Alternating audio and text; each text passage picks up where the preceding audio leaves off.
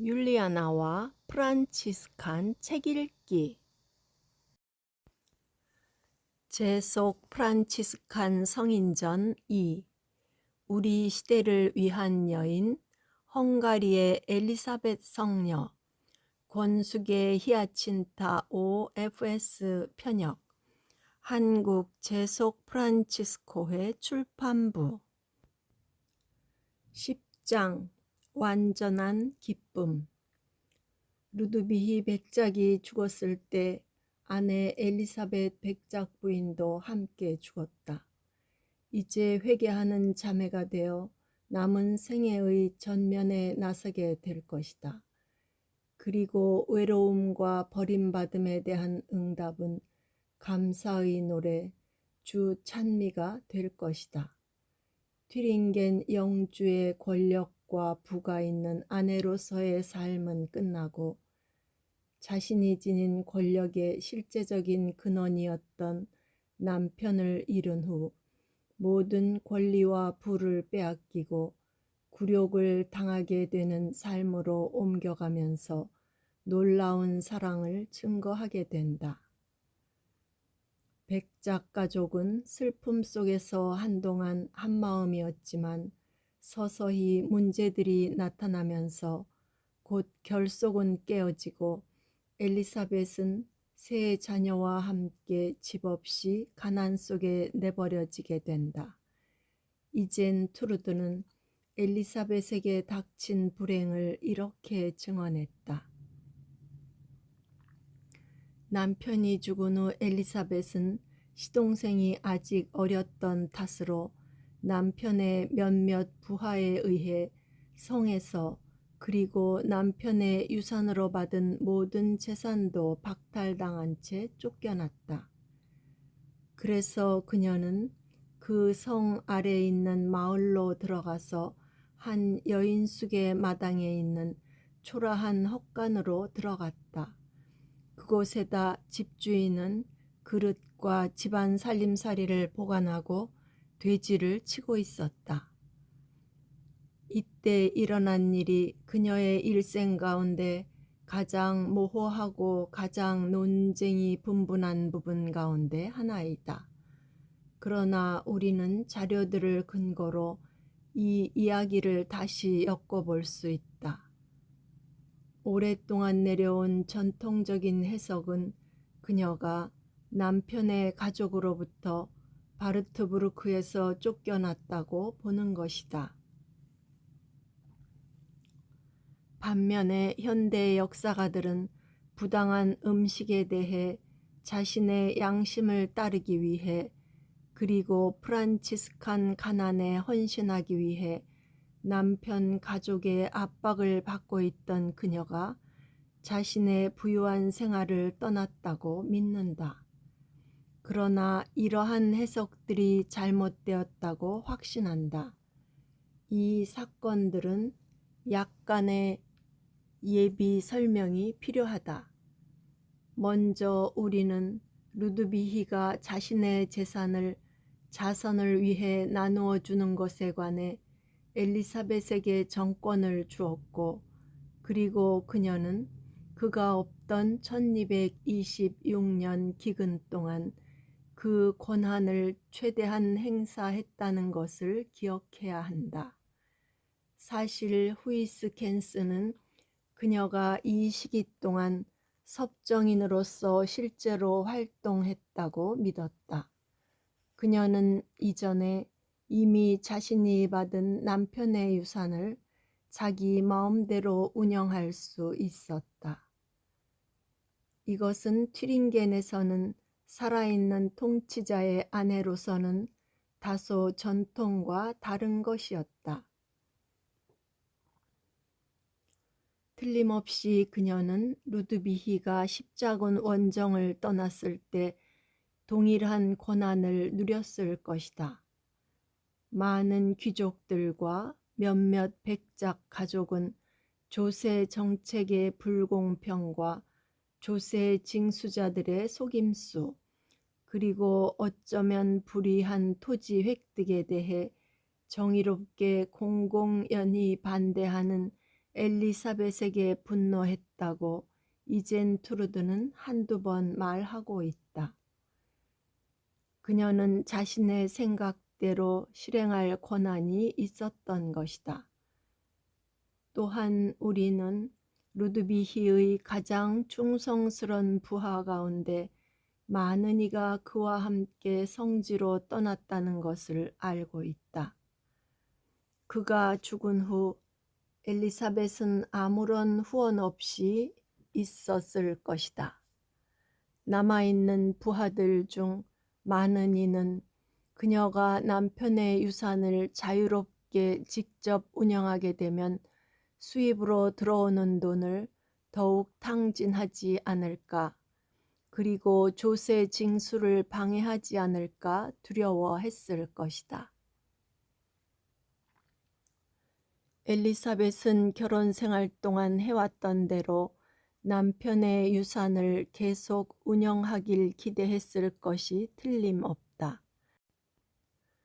그것은 불의한 양식을 거부하는 자신의 양심에 계속 순명할 수 있는 유일한 방법이었다. 이제 엘리사벳의 어린 아들 헤르만의 섭정자 역할을 하는 시동생 하인리히 라스푸는 이에 반대하기가 어렵다는 것을 알았을 것이다. 과부에게 그것은 관습법이었기 때문이었다. 자료에는 정확히 나와 있지 않지만 엘리사벳은 틀림없이 남편이 죽은 후 얼마 되지 않아 바르트부르크를 떠났을 것이다. 자식과 충성스럽게 시중드는 여인들과 함께 그녀는 자신이 받은 남편의 유산이 있는 마르부르크로 갔다. 그녀가 떠난 날짜를 우리는 모르지만 아마 1227년 11월이나 12월이었을 것이다. 그녀는 몇 가지 운영에 관한 결정을 내리고 모든 것이 어떻게 지도되는지 가까이서 직접 살펴보아야 했을 것이다.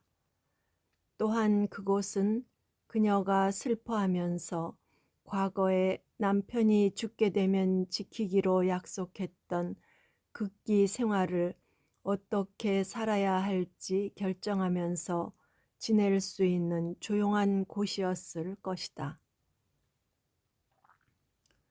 많은 이들이 합당한 이유 없이 엘리사벳은 즉시 프란치스칸 가난 생활을 시작하길 바랐을 것이라고 추측했다. 그러나 아주 어린 세 자식을 둔 어머니가 할 수 있는 결정은 아니었을 것 같다. 그녀는 생활 양식을 최종적으로 결정하기 전에 자식들이 자라서 제 스스로 돌볼 줄 알게 될 때까지는 예전처럼 자신이 할 수 있는 대로 회계 생활 안에서 살기로 결정했는지도 모른다. 만일 그렇다면 하느님이 그녀의 계획을 뒤엎고 예상치 않은 방향으로 결정하도록 하신 것이다. 하이스터바흐의 체사리오는 그 다음에 전개되는 것에 대한 실마리를 알려준다. 그는 아직 미성년이었던 하인리히 라스프와 루드비히의 막내 남동생인 콘나트가 엘리사벳에게 어떻게 행동할지 결정할 때 봉신들과 보좌관들의 충고에 좌우되었다라고 말하고 있다. 이들은 서로 다른 두 계급의 기사들로서 봉신은 주요 부하로 루드비히를 자신들의 주인으로 모시고 있으면서 토지를 소유한 귀족들이었다. 보좌관이라는 계층은 주인을 위해 관리 업무를 수행하는 소작인으로서 독일에서 처음 나타났다. 11세기부터 그들은 자유가 없는 기사직이라고 따로 구분되었고 봉토를 받았다. 그러나 그들은 여전히 관리 직분을 행하고 있었고 이들 안에 조세 징수자들이 포함되었을 것이다. 봉신들과 보좌관들 모두 엘리사벳을 싫어할 이유가 있었으며 그녀에 대한 반감이 널리 퍼져 있었음을 체사리온은 말하고 있는 것이다. 이 시기에 엘리사벳과 함께 있었던 이젠 투르드는 그 다음에 일어난 일을 말해주고 있다. 남편이 죽은 후 엘리사벳은 남편의 부하에 의해 성과 남편이 자신에게 남긴 유산에서 쫓겨났다. 그녀의 시동생들은 아직 어렸기 때문이다. 이젠 투르드는 하인니히를 두둔하려고 애쓰고 있다. 그러나 엘리사벳의 적들이 그를 조종했다 하더라도 화가 난 부하들이 그의 승인도 없이 행동한다는 것은 상상하기 힘들다. 그녀를 성에서 쫓아내고 그 성을 점령하는 임무를 띠고 무장한 사람들이 마르부르크로 갔다. 그때부터 그들은 그녀의 모든 소유지를 통제하고 운영하였을 것이다. 아마도 그들은 엘리사벳과 자녀들을 감금시키라는 분부도 역시 받았을 것이다. 엘리사벳은 일이 이렇게 진척되리라는 것을 예상했을까? 그녀는 자신을 보호해주는 무장한 사람들을 갖고 있었을 것이다. 그러나 이처럼 너무나 갑작스런 공격을 막아낼 수는 없었을 것이다. 그녀와 자식들, 몇몇 시종들은 성에서 도망쳐 나와 가파른 언덕을 내려가 아래쪽 마을로 피신할 수 있었다. 뒤쫓아 올까봐 두려웠지만 빨리 나아갈 수가 없었다. 5살 헤르만과 3살 난 소피아는 어른들을 따라갈 수가 없어서 안고 가야 했다. 엘리사벳은 아기인 게르트루드를 안고 있었다. 이때는 겨울이었고 이젠 투르드의 회상에 의하면 몹시 추웠다. 저녁이 다가왔다. 그들은 여인숙 안뜰로 숨어들어가 돼지를 가두어둔 헛간에 피신했다. 이 끔찍한 상황과 그들이 느꼈을 공포에도 불구하고 엘리사벳은 기쁜 듯 보였다. 그녀는 이제 하느님을 위해 무언가 고통을 받고 있는 것이다. 자정이 지난 후 마을이 조용해지자 그들은 위험을 무릅쓰고 숨어있던 곳에서 나가기로 결정했다. 아침 기도 시간이었다. 엘리사벳은 따뜻하게 맞이해 줄 것이라고 생각한 곳으로 일행을 데리고 갔다. 그곳은 다름 아닌 자신의 친구들인 작은 형제들의 작은 수도원이었다. 그들이 성당에 도착했을 때 형제들은 이미 성모일도를 드리기 위해 모여 있었다. 아마 그들은 무슨 일이 일어났는지 들었을지 모른다. 그래서 그녀가 그곳을 빠져나와 어디로 갔는지 궁금하게 여기고 있었는지 모른다. 고독과 버림받음에 대한 그녀의 응답은 감사의 노래였다. 그들의 기도에 성가 주 찬미를 보태주기를 청했다. 그녀는 자신의 시련에 대해 하느님께 감사드리고 싶어 했다. 그녀는 성 프란치스코가 완전한 기쁨은 하느님을 위해 고통을 기쁘게 받아들이는 것에 있다고 한 말을 기억하고 있었을까? 이제 백작 부인 엘리사벳은 죽었다. 가난뱅이 프란치스코의 딸 엘리사벳이 거룩한 가난의 기쁜 삶 속으로 태어났다. 프란치스코가 레오 형제에게 가르쳐준 완전한 기쁨의 의미를 이보다 더 완벽하게 증거할 수 있을까? 모든 권위와 영광, 안정된 삶과 따뜻한 보금자리를 뒤로하고 추운 겨울밤에 어린 자녀들과 함께 길거리로 내몰린 절망 가운데서 오히려 세속으로부터의 이탈에서 오는 자유와 기쁨으로 절대적으로 하느님만을 신뢰하며 기쁜 마음으로 주님을 찬미하고 있다.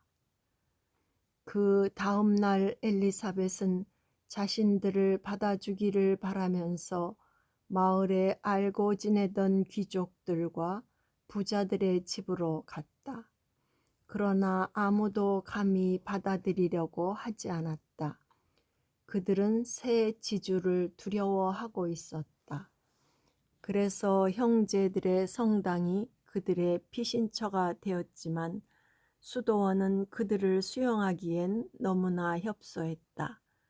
그러나 성당은 언제나 폭력을 피할 수 있는 성역의 장소라는 사실 때문에 그들은 위로를 얻었다. 그들은 난방이 되지 않는 곳에서 추위에 떨며 아이들을 돌보느라 애썼다. 그들은 형제들의 미사와 성모일도에 참석할 수 있었다. 그러나 그곳에서 오래 머물 수는 없었다. 엘리사벳은 어디에 아이들의 머리를 뉘어야 할지 알 수 없었다. 그 누구도 언젠가 그 땅을 물려받아 통치할 어린 이 아이들에게 은신처를 제공해 주려 하지 않았다. 이것이 이젠트루드가 가장 분개했던 부분이다. 마침내 엘리사벳은 한 사제의 집으로 가서 그녀의 자녀들에게 자비를 베풀어 달라고 간청하여 겨우 은신처를 얻었다. 그러나 그곳에서도 오래 머물 수는 없었다. 엘리사벳의 적들은 결국 그녀를 붙잡아서 자신들 가운데 한 사람의 집에 들어가라고 명령했다. 큰 저택이었으나 그녀와 수행원들은 비좁은 한 곳에 감금되었다. 그녀가 그곳에서 얼마나 오랫동안 있었는지 또는 어떻게 왜 풀려났는지 우리는 정확히 알지 못한다. 다음은 추정이지만 근거가 합당하다고 생각한다. 하인리히 라스푸는 엘리사벳이 남편의 유산을 빼앗기면 바르트부르크로 돌아가리라고 단순히 느꼈기 때문에 그녀를 내쫓으라고 명령을 내렸을 것이다. 그는 그녀가 그녀 자신의 소유지로 돌아가지 않은 것에 놀랐을 것이다. 그녀를 과소평가한 것이다. 그녀는 만일 자신이 돌아간다면 음식에 관한 한 굶주리게 되거나 아니면 양심에 어긋나게 행동하게 될 것을 알고 있었다. 만일 그녀가 하인리히의 반역을 의심했다면 더욱 돌아가기 싫었을 것이다. 그는 시종들에게 그녀를 감금해 두라는 전가를 보냈으나 필요 이상으로 권력을 사용하고 싶지는 않았을 것이다. 그녀를 감금하고 있던 사람들은 그녀에게 자발적으로 돌아가라고 설득했다. 그러나 그녀가 확고한 것을 알고는 하인리히는 경악했다.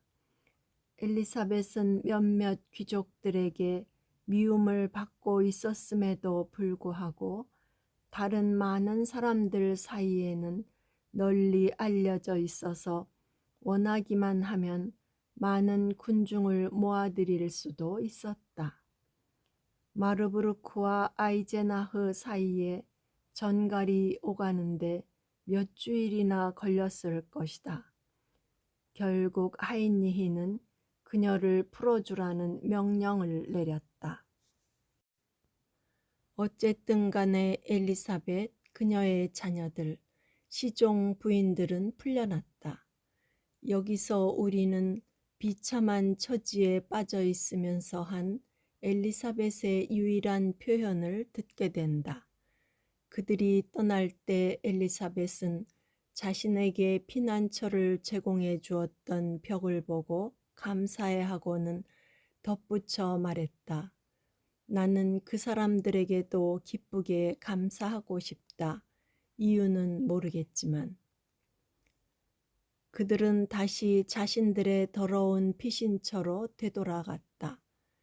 그러나 이젠 트루드는 그곳이 돼지와 함께 있었던 움막인지 사제의 집인지 말하고 있지 않다.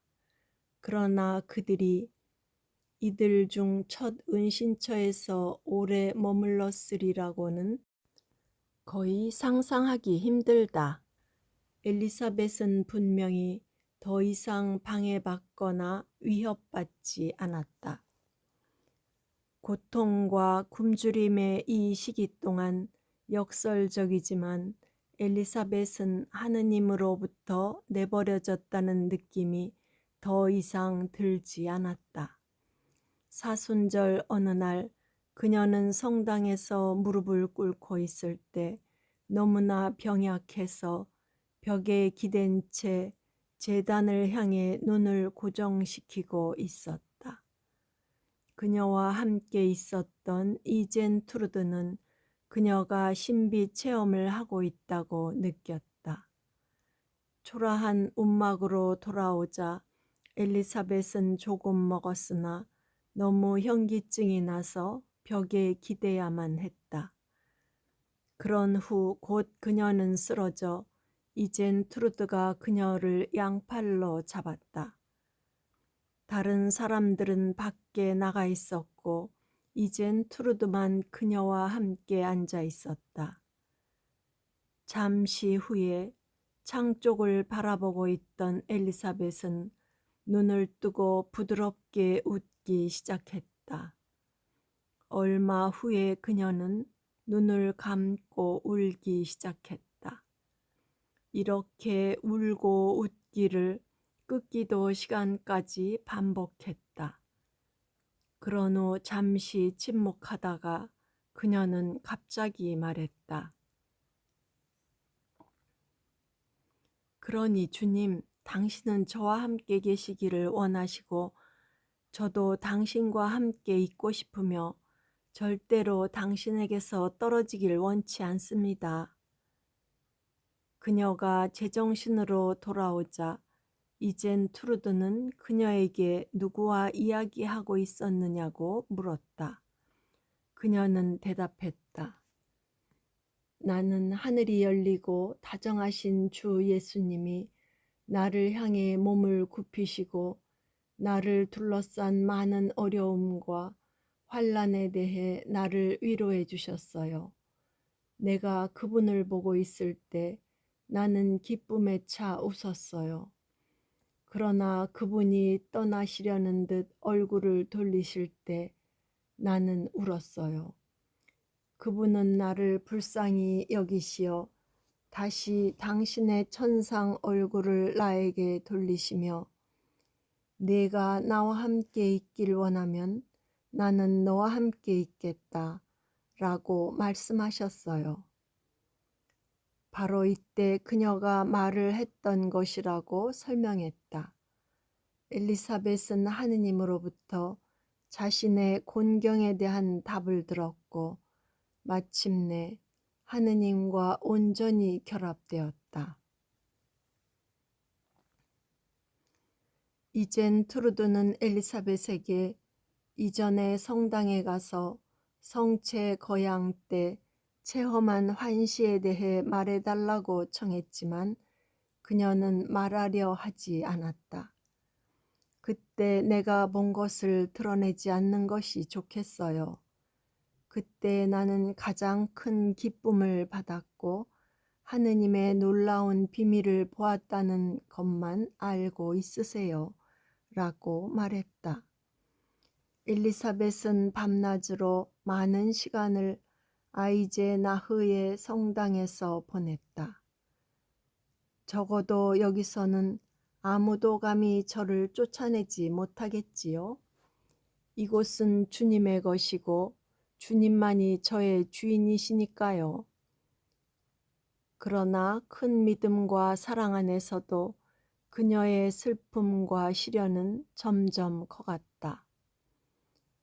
추운 이 시기 동안 그녀는 가난 때문에 여인들이 당하는 고통을 겪었다. 자식들에게 먹일 양식을 찾는 일과 어디서 잠자리를 구해야 할지 걱정했다. 전혀 익숙하지 않은 추위와 굶주림에 내몰린 자녀들은 야위어 갔다. 마침내 멀리 있는 친구들이 아이들을 데리고 가겠다고 제안하자 어머니의 마음은 찢어지게 아팠지만 아이들의 생명을 구하려면 받아들이지 않을 수 없었다. 그녀는 늘 아이들을 사랑해왔다.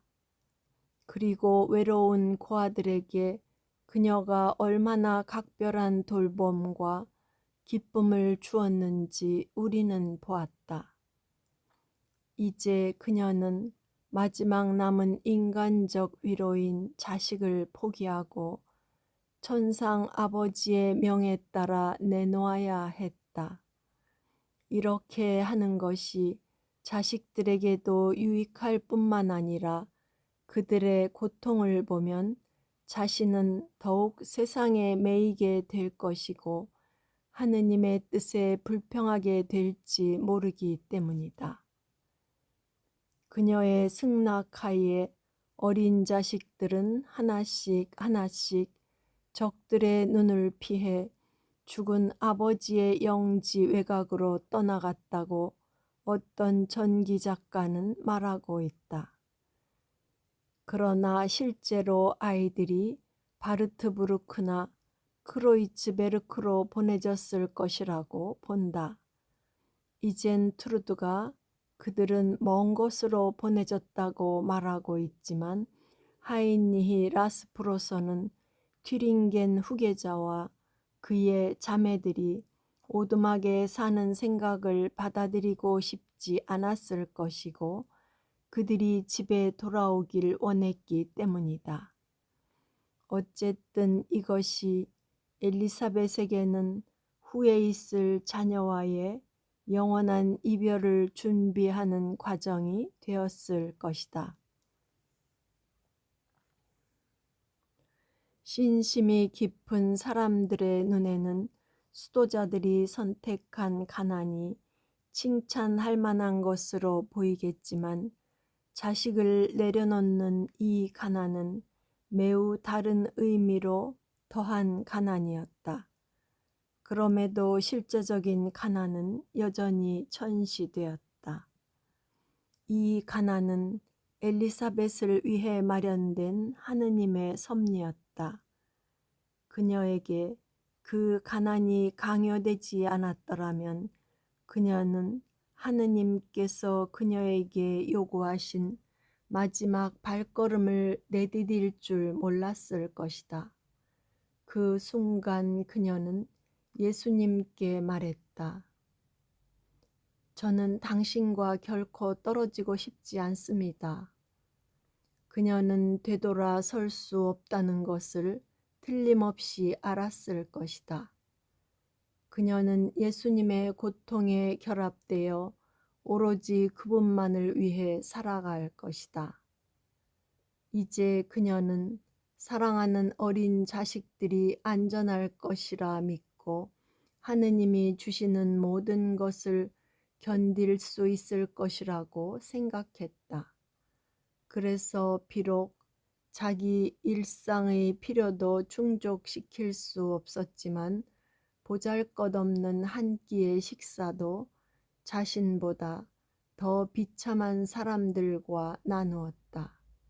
필요한 것을 구하기 위해 그녀는 실을 찾기 시작하였다. 그녀의 박해자들은 그녀를 가만히 내버려둔 것 같았고 더 이상 고통을 주지 않는 것 같았다. 그렇지만 아이젠하흐의 그 누구도 그녀에게 도움의 손길을 주는 이가 없었고 친절과 연민으로 다정한 말 한마디 건네는 이도 없었다. 반대로 과거에 엘리사벳이 도와주었던 사람들이 이제는 그녀를 조롱하고 빈정거리며 그녀를 더욱 비참하게 했다. 그녀에게서 구호품과 돈을 자주 받았던 한 가난하고 병든 할머니는 좁은 길에서 성당으로 가고 있던 엘리사벳을 만났다. 그곳에는 깊은 웅덩이가 있어서 건너갈 수 있도록 돌이 놓여 있었다.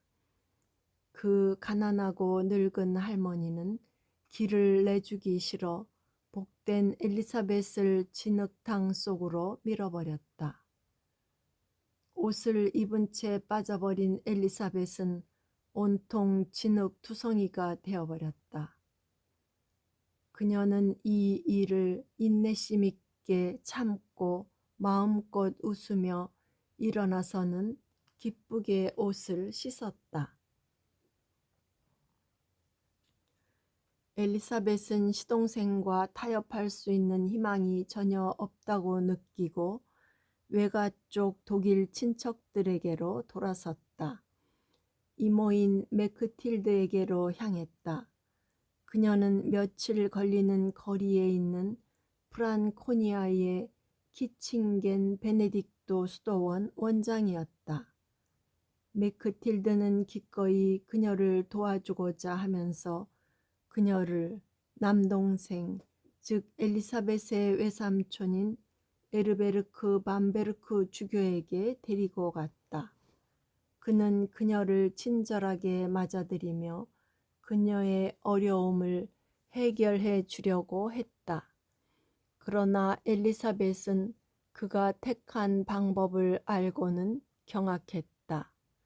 그는 그녀에게 재혼을 함으로써 안전한 피난처를 찾을 수 있다고 충고했다. 그녀가 이전에 남편이 죽을 경우 정절을 지키겠다고 한 맹세는 한시적인 것으로 봐야 한다고 설명했는데 엘리사벳은 이에 격렬하게 반대했다. 루드비히가 죽은 후에 다른 남자를 받아들이는 것이 그녀에게 모순되는 것이 아니라 하더라도 아무도 그녀 자신이 한 맹세를 거두라고 설득할 수 없었다. 그녀의 외삼촌은 이제 친절한 태도를 버리고 그녀에게 강요하기 시작했다. 그녀와 함께 정결 서약을 한 구다와 이젠 투르드는 그가 엘리사벳에게 재혼하도록 강요해서 자신들만 정결의 생활을 하게 될까 두려웠다.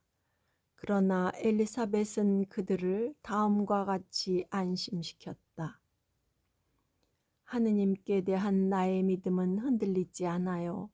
남편 생전에 바친 정결의 약속이 순수하고 진실한 마음에서 나왔다는 것을 그분은 알고 계셔요.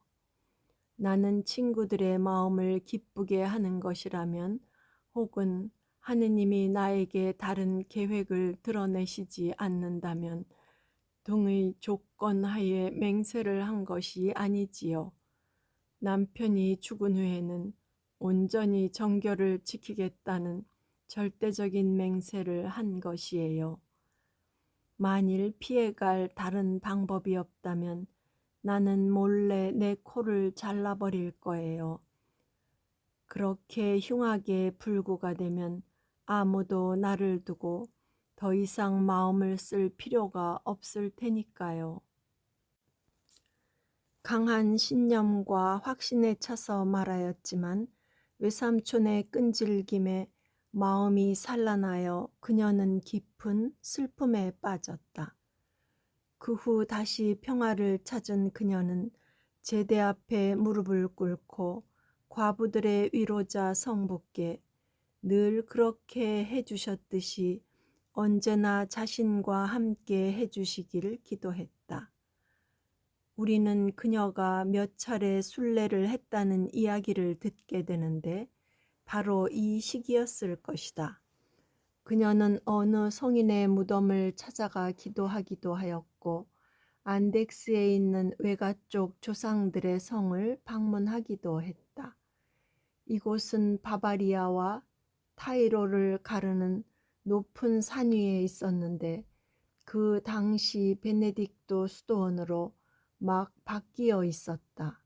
많은 세월이 흐른 후 이곳은 가톨릭 교회의 많은 성인들의 소중한 유해가 모셔진 곳으로 또 기적이 일어난 곳으로 유명해졌다.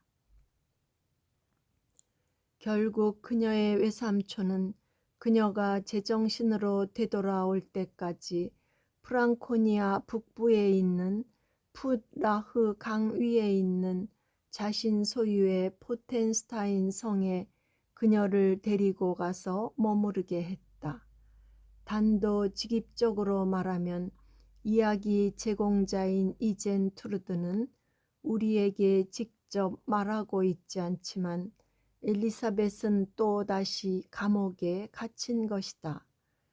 자신의 뜻과는 반대로 포텐스타인 성으로 옮겨져 결혼을 승낙할 때까지 갇혀 있었던 엘리사벳은 하느님께 눈물로 자신의 정결을 의탁하였다.